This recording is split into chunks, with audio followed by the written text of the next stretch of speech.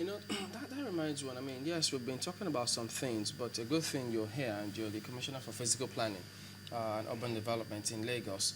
Well, yes, we do see some of the notices concerning building in the right of way, obstructing those areas. What really is the position now? Because yes, we see those notices saying don't do some of those things, but does the ministry go about to ensure that that is complied with? As much as possible, we do. And oftentimes, even for PHCN itself, we have letters from PHCN. It's our ministry that helps PHCN to clear the right of way. Oh, yeah, okay. because there are times that they notice that people have come, build without approval anyway, and then they get in touch with us, and we go serve the requisite notices and remove them. What do you do to people who build in the right of way and this happens to be in an estate?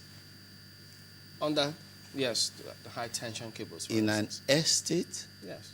it will not be an approved estate. Private estate. No. If that No, private... In this case, right, Yes. you have it situated in the large expanse of land.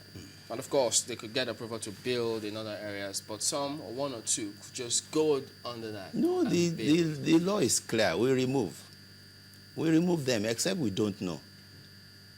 And Okay. the other thing we say is that no matter how long you have built, if we discover, once you don't have approval for it, it remains illegal. And we will not owe him any explanation. We'll just give the person notice to quit. Is there any excuse saying, look, I didn't know this was the right of way? Nobody told well, you me. know, the lawyers will say ignorance of the law is no excuse. Some of the issues that have been raised about this estate is the issue of to contribute to the flooding issues, and then the environmental impact assessment reports that nobody has seen it. The first question to ask is, what's the height of that estate? Whoever is saying it's going to contribute to flooding, what's the height of that estate? That place is 2.5 meters above sea level. And it's been sandfilled for how many years? We should have experienced that flooding. It was sandfilled before I got to government. I got to government only in July 2011. So whoever is saying it will contribute to flooding is not saying the truth. But what about the report? Is there an environmental impact assessment report? If you go to Ministry of Environment. Also, recently, just a little away from this, we also keep getting reports. Recently, there was a building collapse around Shoki area. Yes. Because I do remember that we've interviewed you once over building collapse. What can you tell us about that particular building collapse? The last one. Yes. It was because of bad construction. From time to time, we'll have people who try to beat the law. But truth is that you can't break the law. The law will rather break you. For those we have sufficient notice, we go there and stop them. In this case, we didn't have the notice that he was continuing. It was actually a building that had been sealed. And we expect that when buildings are sealed, people stop until we get information that a seal has been broken before we move back. But if they break the seal, did they break any law? Oh, yes. When a seal is broken, you have broken a law. So we would rather even not reseal again. We might be looking for you to arrest you.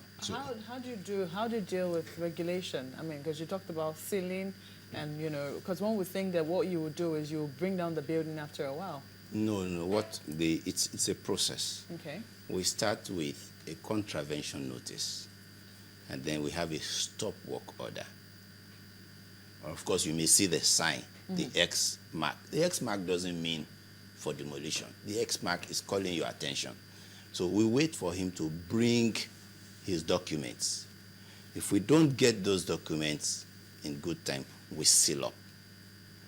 And then we wait for another number of days before we now move in and serve a demolition notice and wait for time. and demolish. Let's see if we could talk us through this image. Well, let's see if we could get it up here because yes, we see you come. There's some pictures here before us which talks about planning. Can we get that now? Okay.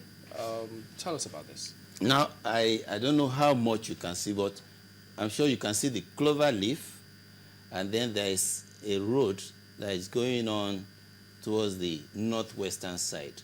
Now, there are some pylons there that you can see. The green area, Okay. that green verge is the high tension cable area. So you will observe that there is no building under the high tension cable. Okay. So that happens to be by the left. It's by the left side as you are looking at this. Okay. And the distance to the road and to the building is how much? 20 Meters. 20 either way. meters on either side. Which area is this? This is Ilubirin.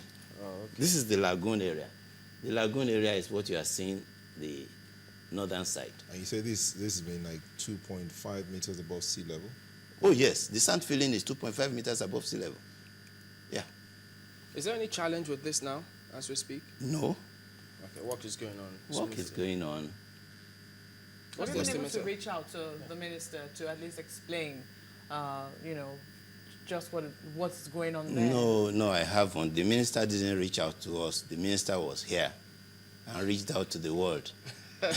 So I think it's better for me to reach out to the world, because if as an urban planner and a fellow of the Nigerian Institute of Town Planners and one who has been a consultant, maintained in design before I came to government, maintained the right of way, then if that happens under my watch as a commissioner, then I should resign.